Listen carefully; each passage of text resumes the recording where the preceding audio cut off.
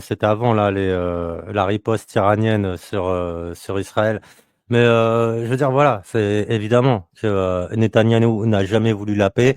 Netanyahou n'a jamais voulu, Israël même d'ailleurs, hein, les dirigeants précédents aussi, n'ont jamais voulu la reconnaissance d'un État palestinien. Et étrangement, à chaque fois qu'un dirigeant israélien était à deux doigts de signer justement une reconnaissance de l'État palestinien ou un accord de paix avec les Palestiniens, eh bien systématiquement il était abattu. Et pareil du côté palestinien d'ailleurs. Donc tout a toujours été fait pour que ce soit la guerre et la guerre qui règne dans cette région. Et alors là, on écoute Dominique de Villepin qui ose le mot. Parce que Dominique de Villepin le dit clairement, derrière tout ça, il y a quelque chose de religieux et il y a le grand Israël.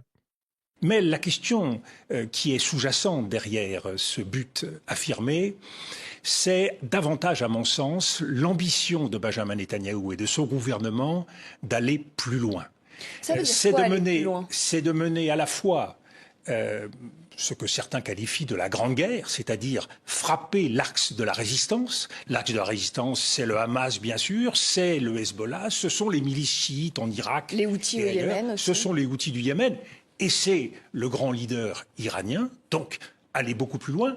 Et derrière Benjamin Netanyahou, ne l'oublions pas, il y a un gouvernement marqué par la présence de certains grands fondamentalistes ultra-religieux, Smotrich, Ben-Gvir, qui eux ont un autre rêve, non pas tant de la Grande Guerre que du Grand Israël. Voilà, au moins le mot Grand Israël est lâché, et vous le savez, derrière cette ambition guerrière, soi-disant le fait de se défendre depuis l'agression du 7 octobre, eh bien, il y a en vérité un projet de colonisation, et que ce projet de colonisation s'appelle le projet du Grand Israël. Et quand je dis que c'est politico-religieux, c'est que les frontières évoquées sont celles que l'on trouve dans la Torah.